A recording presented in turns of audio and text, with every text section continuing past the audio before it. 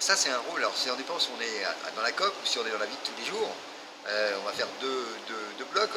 Dans la vie de tous les jours, je crois que l'important, c'est de faire comprendre l'urgence climatique aux travailleurs, là où ils se trouvent, parce que cette urgence, elle est pour nous tous, qu'on soit travailleur, que l'on soit retraité, que l'on soit citoyen. Et donc, je crois qu'il est important qu'on joue ce rôle-là, d'expliquer aux travailleurs qui vont être affectés par le changement climatique. Ils le sont déjà dans une grande large mesure quand il y a des phénomènes météorologiques extrêmes, que ce soit des grandes sécheresses, les travailleurs agricoles perdent leur travail. S'il y a des inondations, ça peut être potentiellement des entreprises qui sont à l'arrêt.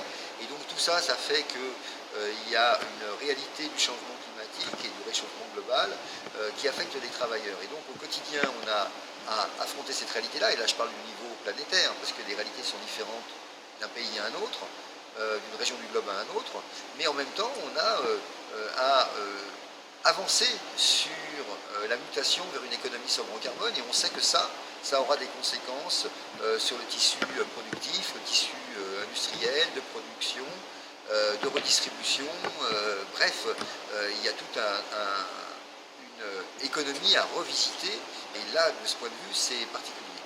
Et si on en vient à qu'est-ce qu'on fait dans la COP, on est dans les 9 grands groupes observateurs, et évidemment pour chaque COP, on a un cahier des charges, une plateforme revendicative, si on prend un langage syndical un peu plus connu, un peu plus connoté, et on a des priorités à afficher. Et donc pour cette COP ici à Marrakech, on a 3 priorités.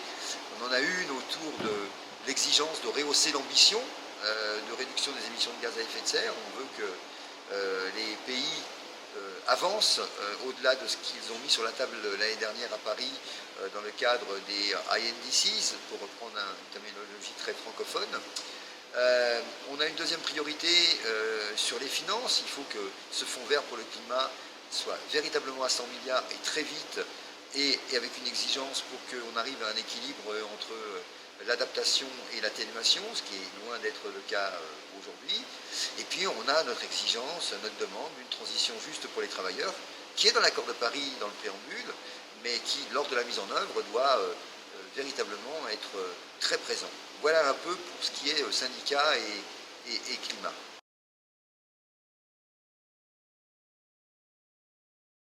Bon, globalement, c'est l'anticipation des changements pour passer d'une société basée sur une économie basée sur les énergies fossiles et avancer vers une économie sobre en carbone et avec zéro émission à horizon 2050.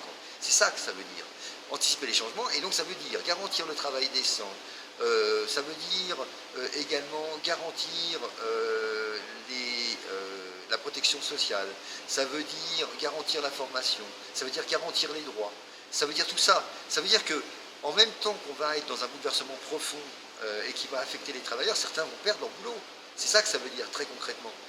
Mais qu'est-ce qu'on leur donne d'autre à la place? Quel boulot on leur donne?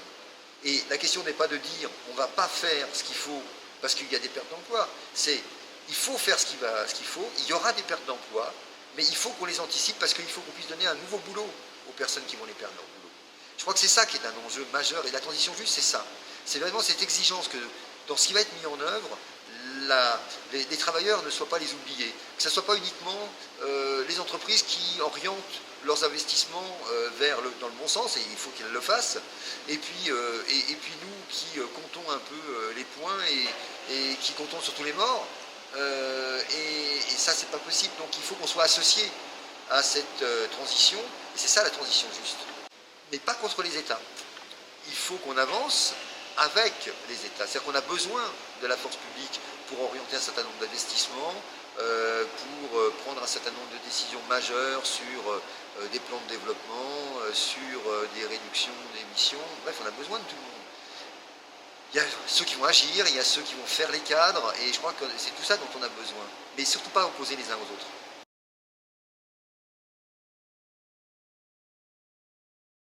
Est-ce qu'il y a une lutte des classes climatiques? C'est bien, c'est la lutte des classes climatiques. Je crois que de tout temps, il y a des intérêts qui sont divergents. Je pense qu'il y a la partie d'intérêts divergents, c'est les entreprises avec leurs actionnaires ou les petites entreprises avec les employeurs à leur tête ont une volonté de gagner de l'argent au maximum. L'idée de la maximalisation des profits dans les entreprises est quelque chose qui n'est pas nouveau et qui, avec le climat, mais quand même on irait vers une économie sobre en carbone, ne changera pas. D'un autre côté, les travailleurs auront toujours besoin d'être protégés, de continuer à améliorer leur fiche de paye, à améliorer leur protection sociale, améliorer leurs conditions de travail. Donc de ce point de vue, il y aura toujours, je dirais, des intérêts qui, de point de vue de la fenêtre où on se trouve, sont différents. Pour autant, imaginez qu'une entreprise, c'est quelque chose où les acteurs ne peuvent pas s'entendre, c'est aussi quelque chose qui est faux. Je crois qu'il est important de comprendre que le dialogue social, et c'est de ça dont il s'agit, est quelque chose d'essentiel à la bonne marche des entreprises. Et d'ailleurs, les entreprises qui marchent le mieux sont celles dans lesquelles le dialogue social est de très haute qualité. Donc je pense que sur cette mutation vers une économie sobre en carbone, les différences d'intérêts, je dirais, telles que je les ai décrits, finalement laissent place à l'engagement vers cette transition dont on a besoin et qui est nécessaire pour l'humanité.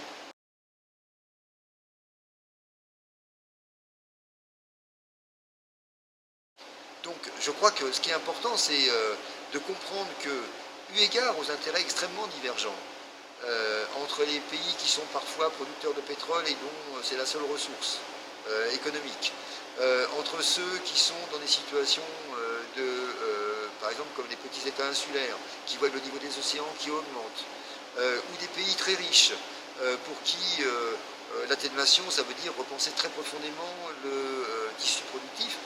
On a des intérêts extrêmement divergents. Et il faut entendre que ça ne se gomme pas d'un revers de la main. C'est pas aussi simple que ce que le bon sens voudrait nous amener à faire. Il y a des intérêts et il suffit d'aller dans chaque pays pour bien voir quels sont les lobbies, où ils se situent. Voilà, parce qu'il n'y a pas que des humanistes dans tout ça. Et donc, acceptons que le système onusien est un système complexe, mais qu'en dehors du multilatéralisme, je trouve qu'il y a assez peu d'espoir à avoir. Donc, c'est pas simple. On est parfois agacé, parfois frustré, mais on revient autour de la table et puis on arrive à faire l'accord de Paris, quoi. Donc ça veut dire que... Et puis on le ratifie en moins d'un an. Et la ratification d'un accord de cette taille-là, et sa mise en œuvre en moins d'un an, c'est jamais vu. Donc c'est probablement le signe que toutes les COP précédentes ont servi de pédagogie collective, avec bien sûr la confirmation de ce que le GIEC, le groupe des experts internationaux sur le climat, nous amène comme données scientifiques. Et puis il y a le fait que les uns les autres, ici ou là, souffrent dans leur chair de phénomènes météorologiques extrêmes. Et donc tout ça, à un moment donné, conduit à ce que on avance. Et je trouve que c'est pas bien d'être négatif sur ces questions-là et on n'a pas le droit au pessimisme. On peut objectivement regarder ce que sont les données scientifiques, observer, mais finalement, on fait quoi? On attend que ça se passe, on attend que plus 5 degrés, plus 6 degrés arrivent, et puis on déplorera notre inaction. Je trouve que c'est pas bien, je veux dire. Donc allons-y, soulignons les progrès. Il ne s'agit pas d'être angélique, mais reconnaissons quand même les pas qui ont été franchis. Super, merci beaucoup. Merci. Voilà, sans langue de bois, je crois, voilà, c'est... C'est très bien, c'est très bien. Je t'ai vraiment pas bien mis. Hein? Je t'ai mis d'une manière bizarre pour être au même niveau, mais... Ça, la chaise, c'est pratique. Oh là là, quel bordel. Ça, c'est 20 000 à la minute. Je t'assure, quand vous êtes arrivé, c'était vide. Regarde. Oui, mais moi, c'est pareil.